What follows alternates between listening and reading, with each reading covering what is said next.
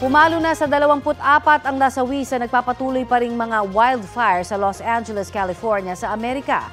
Sa tulong ng DNA test, aalamin pa ang pagkakakilanlan ng mga biktima.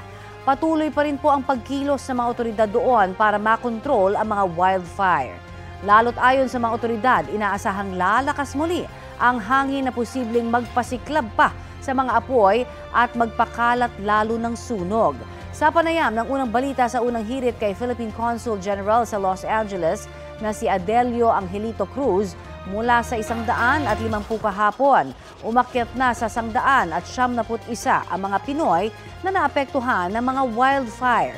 Nasa maayos naman daw silang kalagayan at nananatili sa iba't ibang evacuation centers. Pagtitiyak ng konsulado, tutulungan nila kahit pa ang mga Pilipinong out of status.